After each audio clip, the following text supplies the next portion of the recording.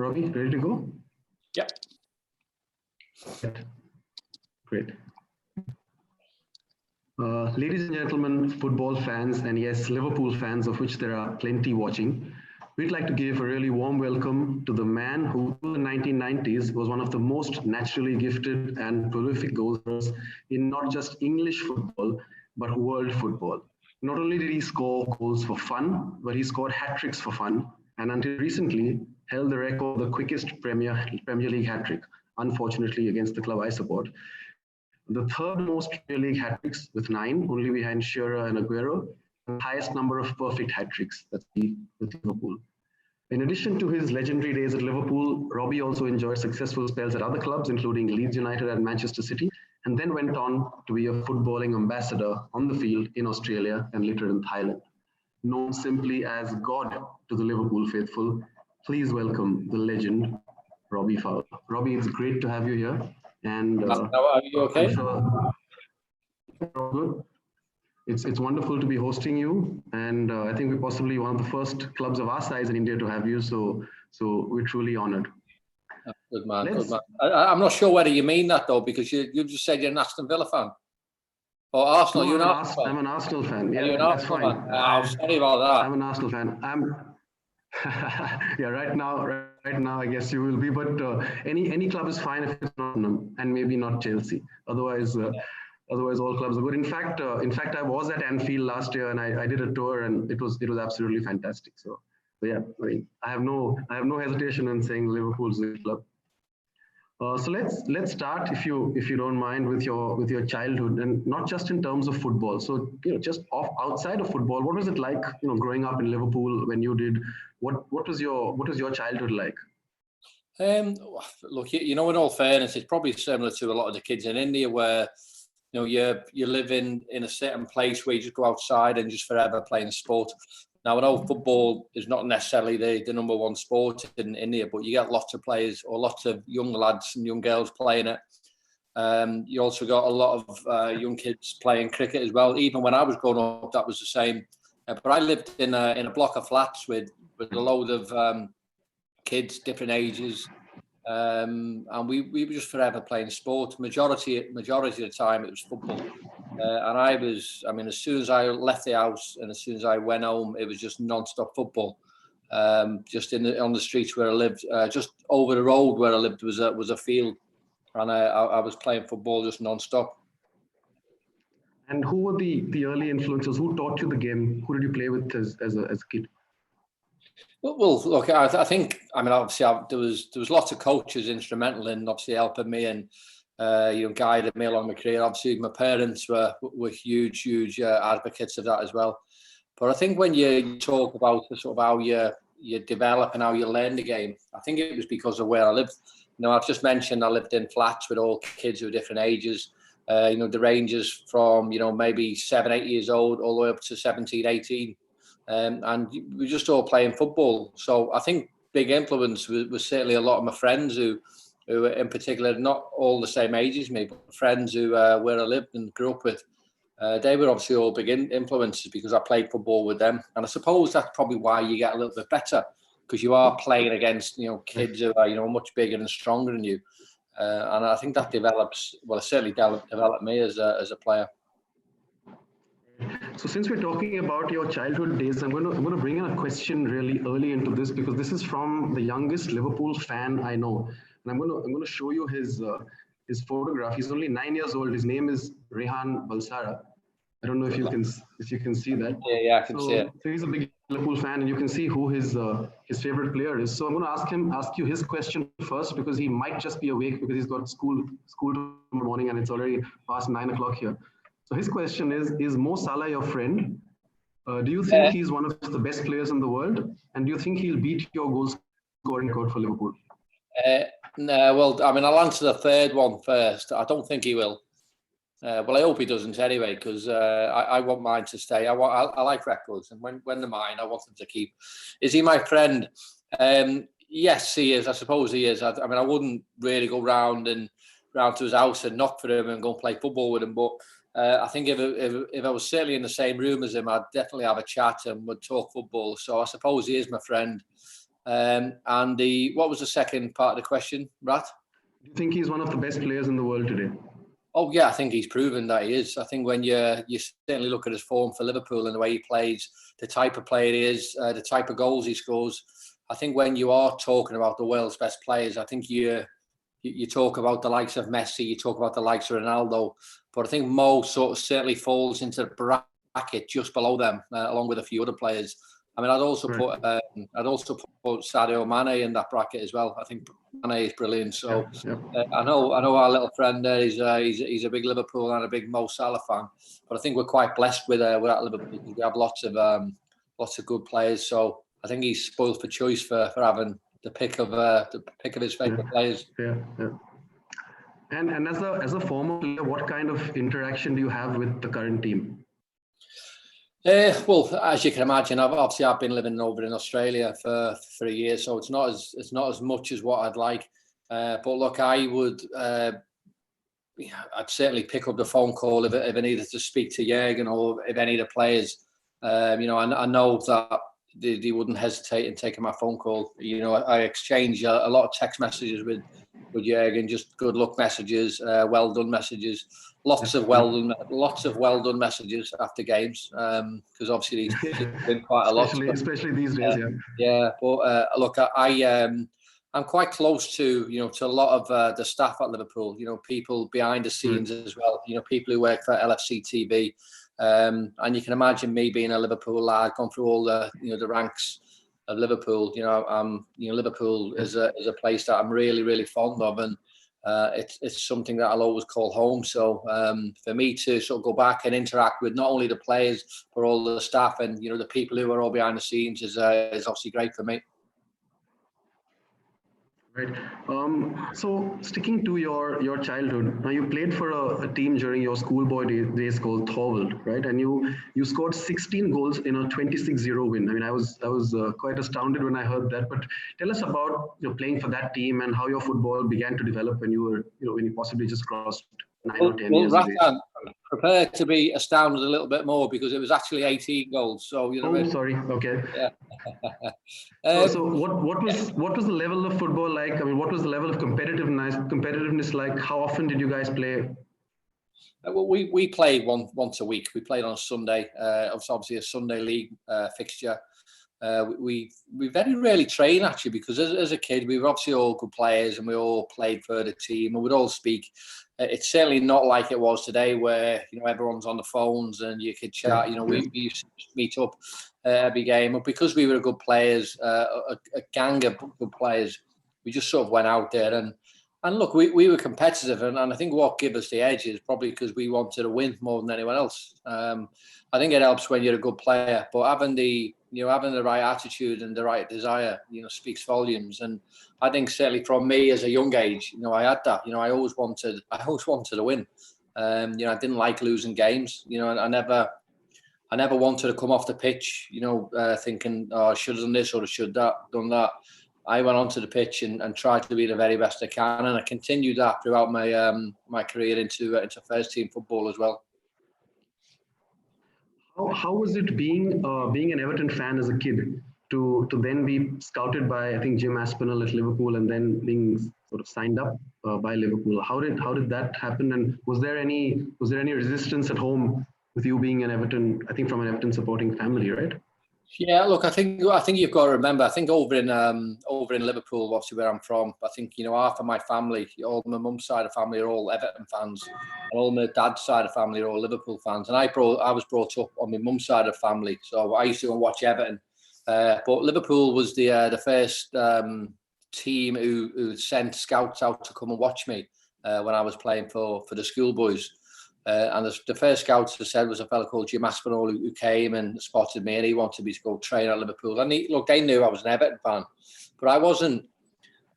I was someone who understood the game, or someone who understood good play. So I liked Liverpool, as much as I did, grew up supporting Everton. I went to watch Everton. I understood what football was. I understood what Liverpool was as a club. And look, it was a case of, Liverpool were the first club to come to me. And I just stayed there. When I got a little bit older, maybe 13, 14, Everton tried to sign me. again. But I was a Liverpool fan then. But because I was brought up at Liverpool, I just felt that was better for me. I knew the players, I knew the coaches, and I didn't really need to go anywhere else. And I was always happy and comfortable being at Liverpool as opposed to anywhere else. So when you joined Liverpool, which was in the second half of the 1980s, I mean, I have a sort of a personal memory to share. So I have a Liverpool supporting uncle. So my mom's brother is a Liverpool fan, and when I was a kid, he tried his best to get me to support Liverpool. And one of the first VHS cassettes I watched was the highlights of the 1989-90 season. Well, I think that was Liverpool's last league title till current one, which they'll win if the league resumes. And it was a fantastic team. I think it might not have had as many superstars as you'd have today, but right from the back with Bruce Grobbelaar to Alan Hansen, defense, Ronnie Whelan, Ray Houghton, Peter Beardsley, John Barnes, Ian Rush. I mean, these names all come back because I watched that video I don't know how many times. How was it being a youngster at the club at that time with all these guys and with Kenny Dalglish as the manager? What did it mean for you as a kid? Well, I mean, obviously, I was a little bit late in our rat, and I made my debut in '93. So '93 I was before I made my debut. I was in as a schoolboy going in and watching Liverpool, watching all these great players train. And look, you've mentioned it yourself in terms of it might not be as easy on the ice as the players now, but I think Liverpool then. I mean, they had some unbelievable players. I think legend is probably used too much in football now. The word legend. But when I think of the Liverpool great teams of the past, I mean, I think you've got bona fide legends. The likes of Steve Nicol, the likes of Kenny Dalglish, the likes of Ian Rush, Jan Molby, John Barnes. All these great players. So I was quite fortunate that I was coming towards the start of my career while they were coming to the end of theirs. So I got to sort of play for a few years with them, and that was a real good upbringing for me. People who understood the game, people who were, let's be honest, who were absolute born winners and they won everything the game's got to offer. So for me as a young kid to be training and being in around the vicinity of all these great players, I'd like to think some of what they had rubbed off on me. Okay, so let's in the interest of time move to the first team now. And before I ask you any questions or ask you to say anything, I'm gonna play a video which of something that gives me goosebumps every time I watch Liverpool play, and I think you're going to guess what that is. But I need to start. Sorry. Oh no, I was going to say it's not the Arsenal game, is it? No, it's not the Arsenal game. That'll give you a lot of goosebumps. Not the 1989 Arsenal game. No.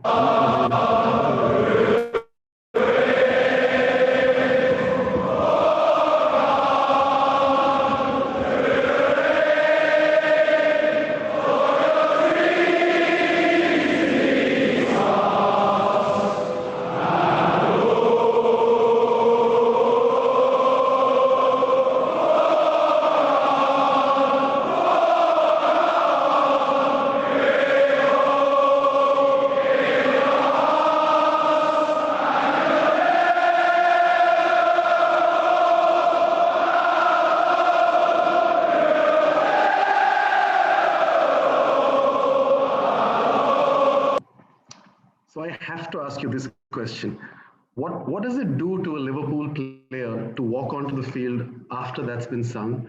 What does it do to an opposing player to walk onto the field while or after that's being sung? I mean, how is that experience? Because that's something I've never watched a game at Anfield. I mean, I would love to, but what is that all about? I mean, I think that's one of the greatest parts of Liverpool football. Yeah, look, I think so. And look, I've been lucky enough to walk out as a Liverpool player, and obviously, unfortunately, I've been as an opposition player. So, I mean, I've got both ends of the stick there. So, if I was an opposition player and I hadn't played for Liverpool, it'd probably make me a lot fearful, of going in there. But I knew what to expect. Yeah. But certainly from a Liverpool point of view, I think when you're in that tunnel ready to walk out and the fans all over the ground are singing "You'll Never Walk Alone," I mean, it just makes you want to run that little bit more, jump that little bit higher, win that extra tackle, and it just gives you a little bit something in here, and it just makes you better. It makes you want to give that little bit more. And the song is brilliant, and I've been lucky enough to to witness them singing that song many times, and in particular big games, and the big European nights or the big Premier League games that we always see at Anfield. And when the fans are up for it, then look, there's no better sound, in any football club in the world than the Liverpool fans singing "You'll Never Walk Alone." Nothing comes close to that. I think Arsene Wenger said when Liverpool were down against Barcelona in the first leg of the Champions League that don't forget they're playing at Anfield. Anything can happen there. So if someone I regard said that, I think it also speaks for itself. At the beginning of your Liverpool career, I think your first game was a League Cup game against Fulham, where you scored away from home, and then in the return leg at home, you scored all 5 in a 5-0 victory. What did that do to sort of establish yourself in the team and keep you in the team for a while? Well, I mean, okay, I think when I say established, I think what it made happen, it made people sort of sit up and take note that you can do it. I think we see it lots of times where players come in and they don't necessarily hit the ground running, and you can sort of be guided in. Whereas I was quick into the setup. I was quick into the frame, if you like, and scored a goal on my debut. I think it just probably gave me that little bit more confidence to sort of go out and play and just do what I knew I could do. Scoring 5 goals on my first game as a professional at Anfield in a first team game is absolutely incredible. I think if people done that now, I think you would never hear the last of it. Honestly, it was some really big achievements. But look, I think what it did do, I as a player, I still didn't think I'd made it, because the Liverpool staff and the Liverpool players at that particular time were dead against, like you, trying to be a bit too big for your boots. So they were, quick to knock you down and say, it's a one game, and make sure you go from strength to strength. And it was just a case of at Liverpool. Look, no one is ever big in the club. No one's ever going to be too big for themselves. But you've got to go out there and you've got to treat every game the same. And because you've done something in one game, it doesn't necessarily mean you've made it. You've got to go out there and prove that at a continuous rate. We have a question now from a Liverpool fan called Aman Dave on the nickname that the Liverpool fans gave you. But before, I'm going to play a video that will cause me much grief. So I think you can be rest assured of my spirit play. So this is the fastest. Rush. Fowler. Well, there's Keown's.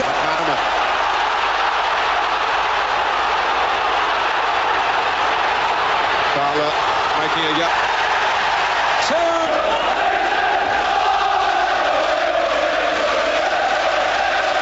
That's incredible. So was that the game that gave you the nickname, or was that happening before that? And how old were you then? About 19 or so?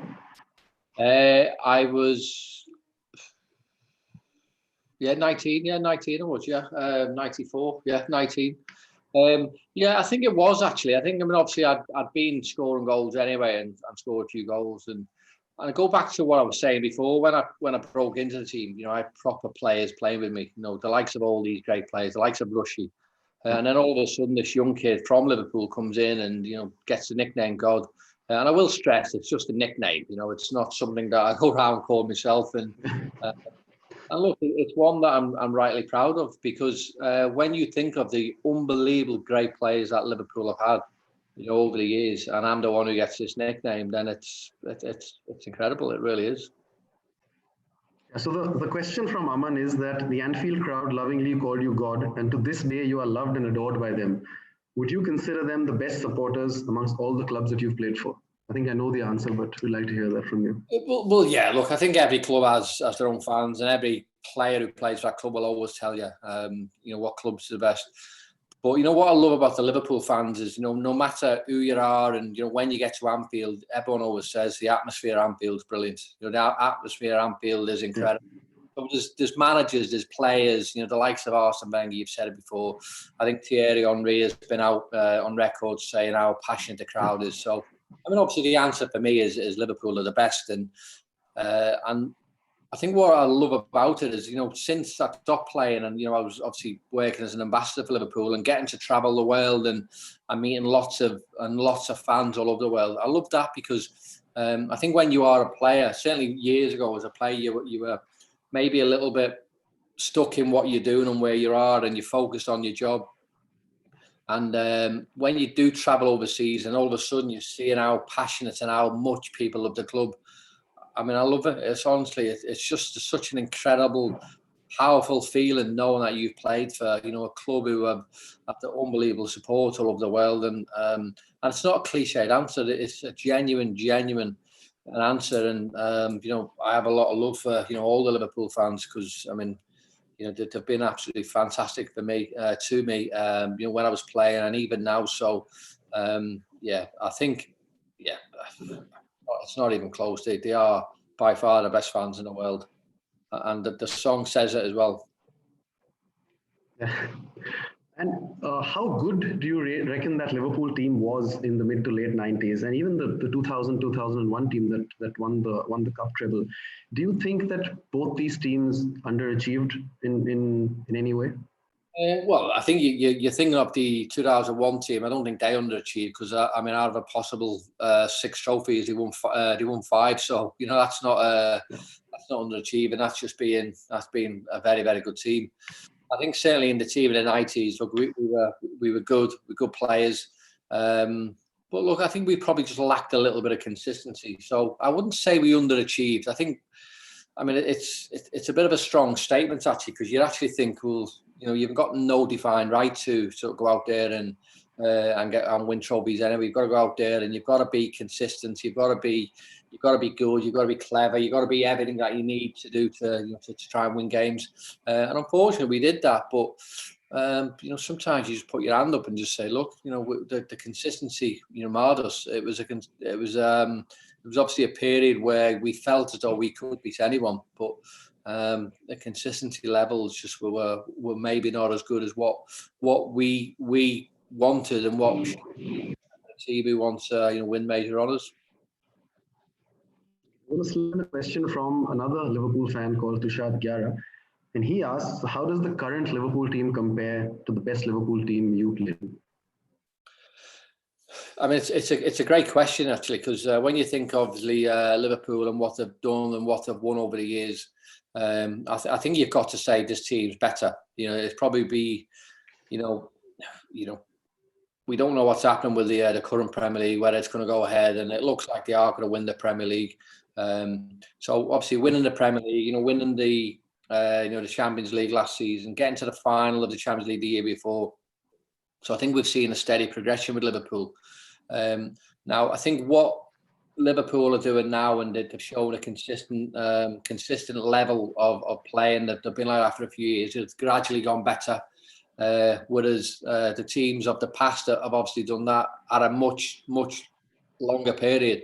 The great Liverpool teams that have won everything. So, I mean, this team, if they win the Premier League, on top of what they won last year, I think it's a great argument for these to be considered as the best Liverpool team ever. Oh, okay. So we have quite a few questions now on your time at Liverpool from some Liverpool fans and some fans of other clubs as well. So I'm going to bring in Ilyas Patel. He is in the waiting room and he has a question for you. So as soon as he comes in, just give him a second. Yep, here he is. Ilyas, hi. You can ask Robbie your question now.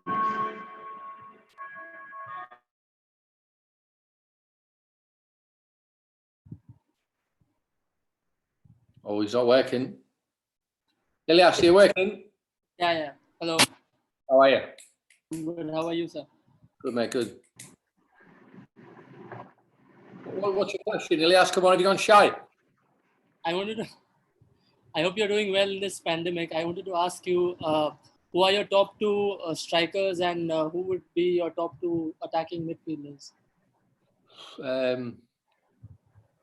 Top 2 strikers, do you mean currently now? Yeah, currently.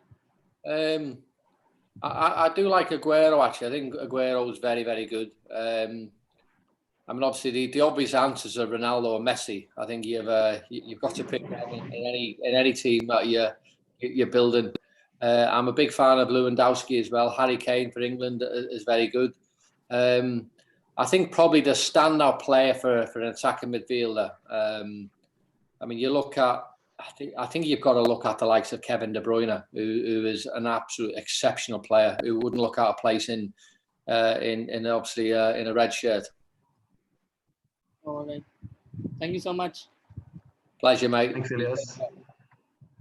So we move on to another Liverpool fan now. His name is Khushrav Dawar. And his question is, do you believe Steve McManaman and Robbie Fowler would be a better pairing than Steven Gerrard and Fernando Torres? So he's asking you to put your neck on the line. I'm biased, so I'm going to say yeah, because I think when you think of Liverpool and the great Liverpool players, I think Steven Gerrard certainly comes into the bracket of who he is and what he is and what he's achieved in the game.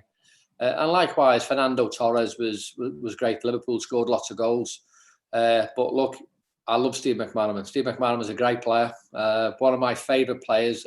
We had a good understanding on and off the pitch, so I know what people will say. I know what people will make of it, but I'm going to go for myself and Macca, surely. Right. Honest answer. Why not myself, Macca, and Stevie G in a free? We'll have that. Yeah, that would win many games. The next question is on Stevie G from Aman Dave, and he asks, how did it feel to watch a young Steven Gerrard in training? And you wish you had played alongside him a lot more than you did. Yeah, I think certainly when I was playing and Stephen was coming through, I think before he actually made his debut, he was training us all the time. You could see he was going to go on to be a great player. You know, he was tremendous attitude. You know, a tremendous player.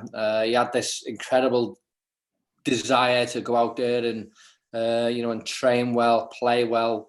He done everything he needed to be the best, and I think seeing him grow and develop into the player he became was brilliant. It really was. So, and of course, you know, I was lucky enough to have 2 spells at Liverpool, and Stephen played, in both of them spells. So, would have liked to have played more with him. Of course, I would have done. But you know, I played with him for a few years anyway. So, and again, Stephen's obviously a good friend of mine as well. So, someone who I keep in regular contact with. And he's obviously, you know, not just is he a good player, but he's an absolute great lad as well. So, I'm just so pleased he's he's doing well.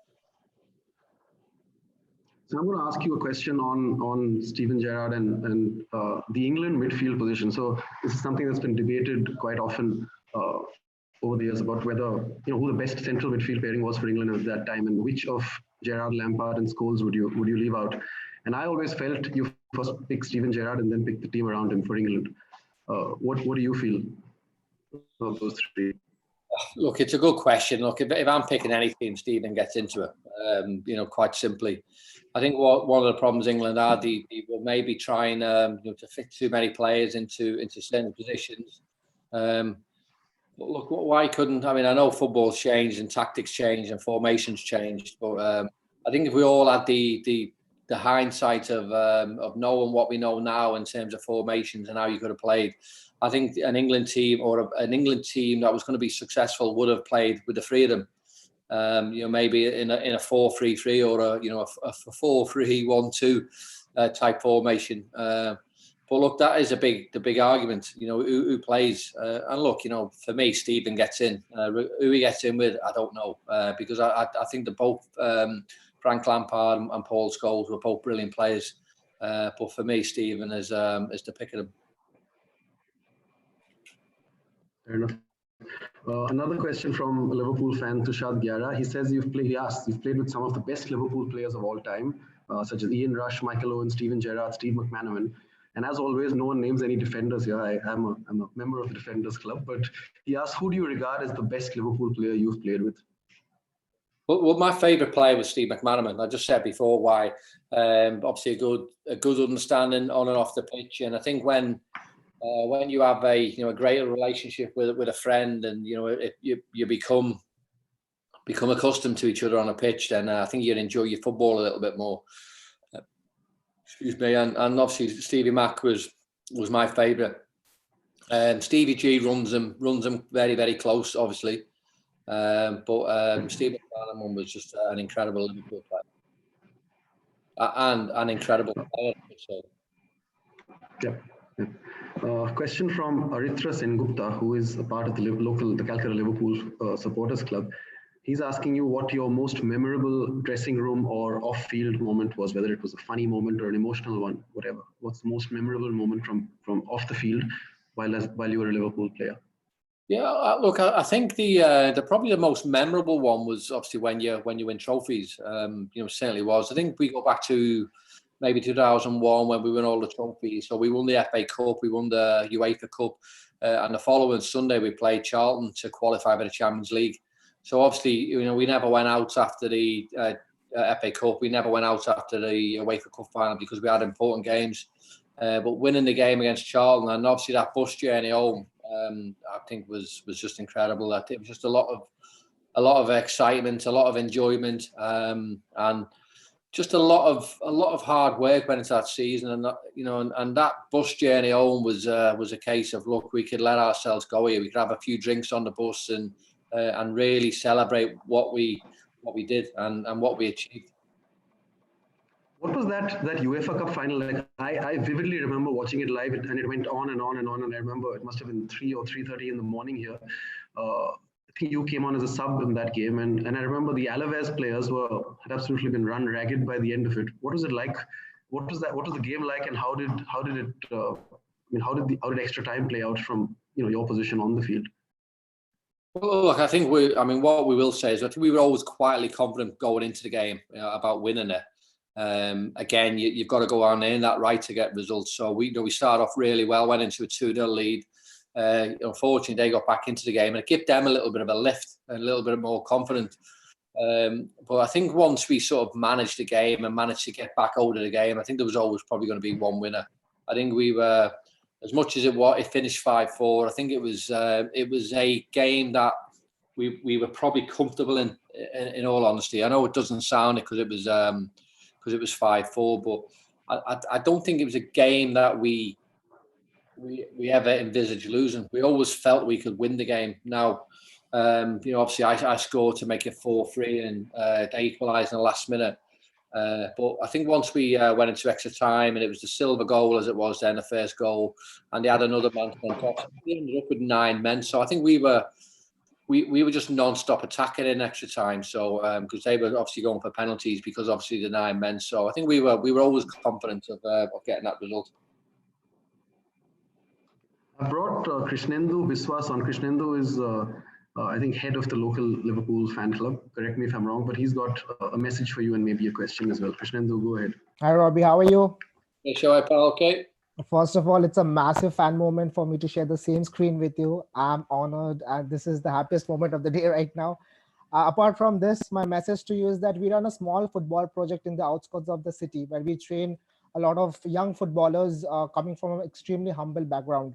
The supporters club keeps working closely with their families and provides them all-round football training and tries to help them find a career in Indian football. It would mean the world to these young players if you could share a few words of advice and wish them best of luck. Well, look, you always about saying. I think anyone who plays a game, I think I wish them all the luck in the world. And I think what happens with young kids, I think if you get a good environment, if you get a good set of coaches who are going to help them on the way, I think that's imperative in football. But look, it's a case of getting the kids, get them to don't be forceful with them. Get them to enjoy the game, get them to love what they're doing. And there becomes a time when coaches or even parents become a little bit too strict, and I don't think kids enjoy it as much then. So I think it's a case of, look, you as a coach and and all parents, just get behind the kids, get them to enjoy what they do. And look, if it happens and they want to become footballers and they have the right attitude and the right desire, then it's entirely up to them. But we as coaches, we as managers, and we as parents, we've got to give them all the help that we can, and that means just encourage them in the right way. Right. Thank you so much. Pleasure, mate. Thank you. Thanks, Krishnendu. So if we move forward from the end of your first stint at Liverpool, you were at Leeds for a couple of seasons, at Man City for 2 or 3 seasons. What happened there? Do you feel certain things went wrong? I mean, I personally feel that around that stage, fitness was being given more importance than it should have been. I think the game always has place for natural skill, and I wonder if that time there was a bit of transition away from that and more to the rigors of the continental style of focusing on fitness and strength and conditioning, all of that. Why did that phase not work out as well as it should have? Well, look, I think in terms of fitness, I was fit. There was nothing wrong with my fitness, and I think whenever you saw, are a player, you develop to, to whatever's in front of you. And look, that was never an issue. Obviously, I did have a few injuries, obviously, but my fitness wise, I don't think could ever be questioned. It really couldn't. But I think what you've got to remember is, look, managers come into places. Managers have their own ideas. They have their own way of wanting to play. And look, sometimes it's not nice, and it's not beneficial to you. And obviously, when Gerard Houllier came in, he had a way of wanting to play, and he had an idea of who he wanted to play. So, look, for me, it was hard to accept that. And eventually I did go, but I just knew that I wasn't really going to play many games. And look, I've not got a problem. I've not got a problem with Gerard wanting to pick whatever team, but. And it was hard for me to take because I'd been a regular, I'd been a first team player. Getting injured, a few times probably ruined it for me a little bit because I never was out of the team for up to 18 months with various injuries. So I think when you are a manager coming into a new club, you want to pick what you foresee as the best team. And when you've got a player who's been injured and coming in, and other players have come in and done well, then it's hard for you to get back in. It really is. So, I can see the both sides. Certainly fitness-wise, never a problem. Whenever I played for Liverpool, I came on. I always played well. I hope not always played well, but I probably always still scored goals. But managers have their own prerogatives. Shall we do a few rapid fire questions? Maybe, quick ones. So what's the favorite goal of your career? I think any goal against Manchester United or Everton. Okay, I've got a question that coming up, but who's the most underrated player you've played with? You know what? I would put maybe Stefan Onshaw. Stefan Onshaw was a very, very good player. Funny enough, we talked about defenders before who maybe don't get the accolades. Stefan Onshaw was very good. Ronnie Whelan was also a very good player. And I wouldn't really say they were underrated. They were probably just not rated as good as some of the other players. But I think they were rated, but just not in the category of the other players. But Stefan Onshaw was a great player. Is there any manager you would have wanted to play under? I actually would have loved to have played under Jurgen Klopp. Actually, I think he's a great manager. Yeah. Any player you'd like to have played with who you didn't play with during your career? Anyone who's got a red shirt on with a liver beard, I'm happy. Any player. Right. Okay. Now back to that first point. Manchester United versus Everton in a cup final. Who are you rooting for? Manchester United or Everton? Yeah. You know what? I'm not interested. I don't care. I'm not one of these Liverpool fans who wants Everton or Manchester United to get beat because I'm not interested if they win or lose. All I'm interested in is Liverpool winning. Anyone else can win, lose, draw. I'm not interested. It doesn't bother me. All right.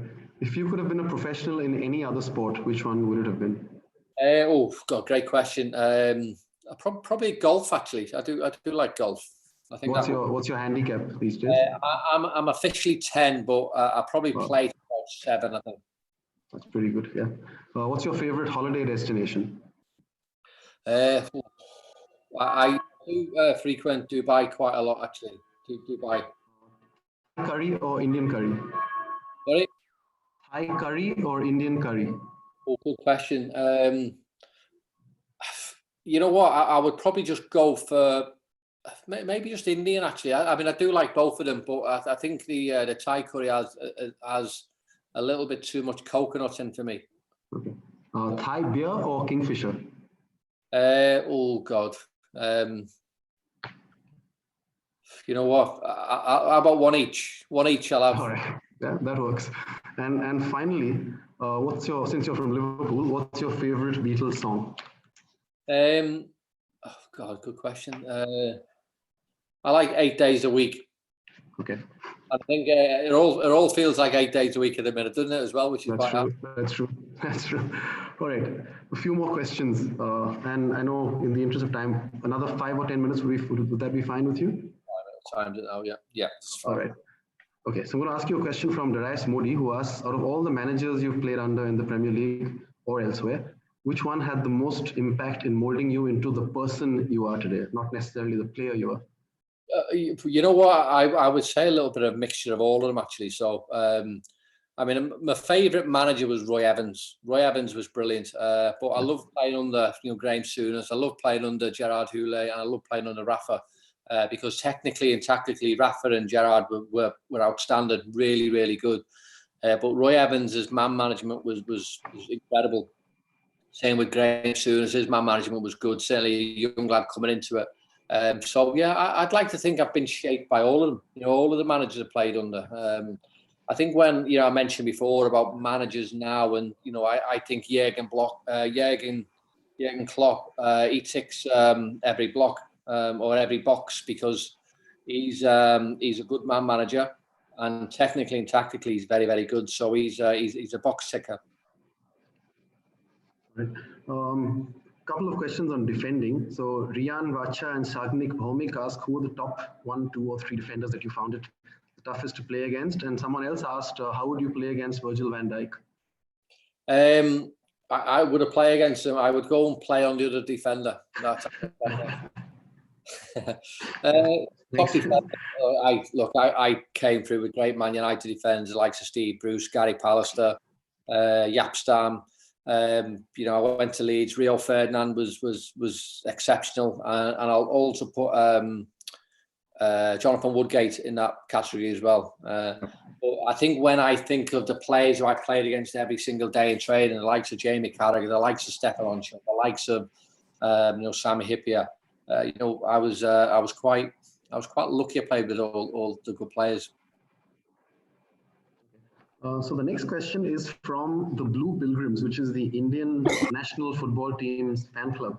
And one of their representatives is hopefully joining us any second now.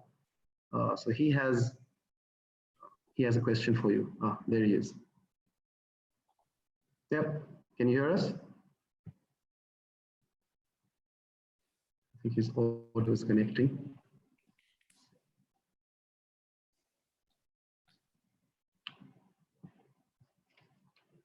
Is he there? Can you hear us? Okay, I'm going to go ahead and ask you another question while his audio connects. Regarding your aspirations as a coach for the next several years, and what's the experience been with Brisbane so far? You know what? I've loved it. I've really enjoyed it, and I've taken to it. So I think the team are currently doing really, really well. Unfortunately, the pandemic, has put a stop to what could have been for us. But I took over the team who was struggling last year, who conceded 70 odd goals, who were second to bottom in the league. And look, we've gone there. We've been competitive. We've got them playing the right way. And when you are building a team, I think it's important that you get the right defence. So I think currently we're probably one of the better defensive teams in the league.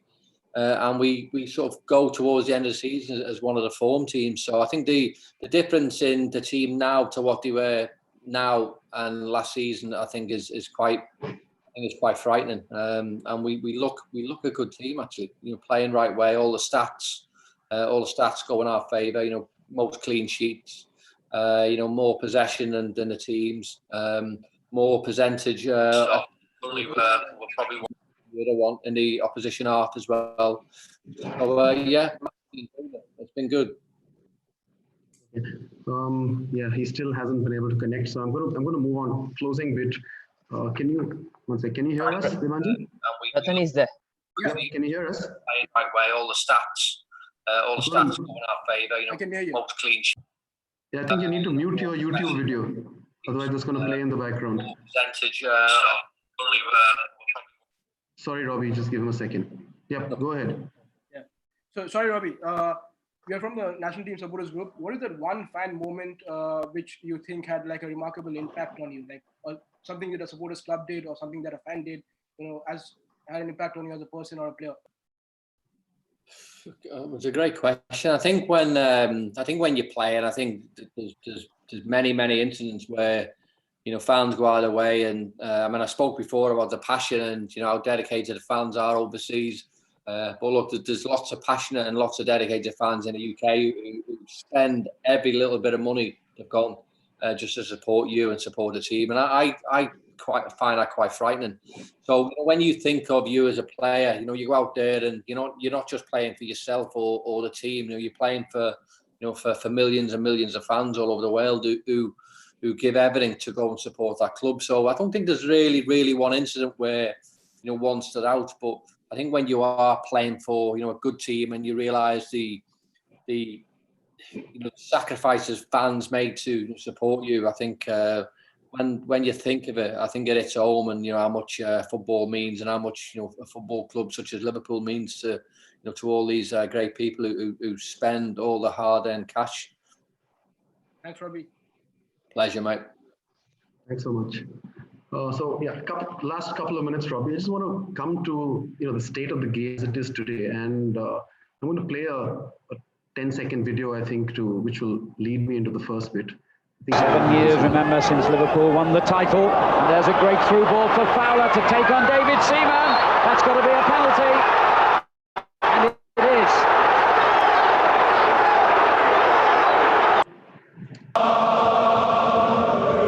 So this, I think, is something that'll probably never happen in football today. Do you think the game has moved too far away from the days of true sportsmanship? I mean, is there too much pressure from clubs, from broadcasters to put commercial interests first before the sporting interests of the game?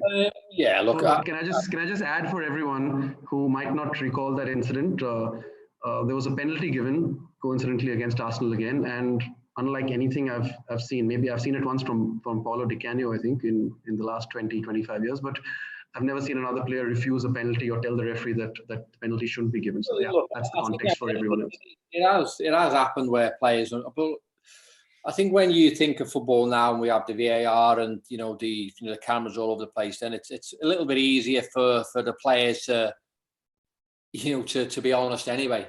So I don't think you can cheat or get by it anyway. So I'm not a big fan of VAR actually, because I think it maybe slows the game down. I think when you think about football, it's all about it's all about the passion and and the competitive nature of the game needs to run smoothly. But when you're stopping it every so often to check videos, and I think it takes away the speed of the game, if you like. And so I'm not a big fan of it. I think goal line technology, I think there's a need for that. But can we kind of change football? I suppose it can, but I mean, I think you're spot on with there's a lot at stake. There's a lot of money is at stake for clubs, and there's a lot at stake for players as well. So maybe we just need to sort of have a little word with ourselves and and try to tell ourselves, look, the referees are human. They will make mistakes. But look, if you sort of sit and analyse football, and the VAR will make mistakes as well. And that's someone else's opinion. Whether it's the game needs maybe a few little twitches with the rule changes, and I think that's fundamentally what is wrong with the game. So the VAR will probably work with the rules of the game, but the rules could probably adapt a little bit, and that's probably how we could fix that. What are the one or two rules that you would change if you had to decide? Look, yeah, I think the offside one now is ridiculous. Where your body's got to be ahead of the last defender, etc. I mean, that's, as a striker, you're always told to be sort of on your toes anyway. So if your head or your chest is a little bit ahead of obviously the defender's body, then I don't think you should be offside. If your whole body is ahead of or behind the defender, or ahead of the defender, should say, then I think that needs looking at. So I think the big thing is maybe the offside law. I think Arsene Wenger said a while ago that there probably needs to be a little bit of daylight. I'm not sure whether daylight is the correct term, but I don't know the answer. I think that needs looking at. Okay, there's a question from a Manchester United fan called Rashid Gigi Boy, and he's asking about rivalries, and he's feeling that the rivalries today are not like what they used to be. He feels players are sort of shaking hands and embracing each other, before the game, and that passion of the rivalry is lacking. You think there's been a big change on that front? Everyone's too polite with each other. Yeah, look, I think I disagree with that. I think football is a game that as soon as you're out there, I think the passion and the temperament takes over and you want to win games. Just because you are shaking hands or, hugging people before the game, it doesn't mean that you don't necessarily want to win. But look, as soon as you go out there, certainly I know the Liverpool players all have the correct attitudes where they want to go out there and they want to beat anyone who's in front of them. And that means, beating his mate in a race, beating his mate in a tackle, because they're playing international football. So I think the rivalry is there, and obviously the rivalry is big within fans as well. So I don't think the fans would let the rivalry not happen. I think the game, it grows. The game is huge. We know that, and football, at times, it probably needs rivalry. Probably needs, it needs that to get a little bit more, and I think it's there. I really do think it's there. We have a small request from a club called FIIOB. That's football is in our blood, sorry. And they're an amateur team and they teach football to different age groups, including having a women's team. So they just wanted a 5-second message from you to inspire them, their men's team and their women's team to play the game. Yeah, well, look, like what I said before, I think go out there, enjoy it, try and be the very best you can. And if you get beat one week, go out there and win the next week. But just keep enjoying it. That is massively important. As long as you keep enjoying it and keep progressing, that's what we want to do. Right. So Speaking of enjoying it, I have a question from a 71-year-old viewer who says, I'd like to play, his name is Yazdi Karai. He said, I'd like to play 5 or 7-a-side football in my 70s. How do you recommend I train? Well, not too hard, if I'm being honest. I think what he should do is not just go out there and play the game, but make sure he stretches, because I think the older you get and you're running about, I think you're probably more prone to pulling muscles and and snapping ligaments. So I think just make sure he stretches. That's massively important. All right. Before we finish, just want to ask you, what do you think should be done in terms of resuming the leagues right now? I mean, should they play with empty stadiums? I mean, I can't imagine playing at Anfield with no crowd there. So how do you think they should restart? Should they finish the season, suspend it? I mean, what are your thoughts?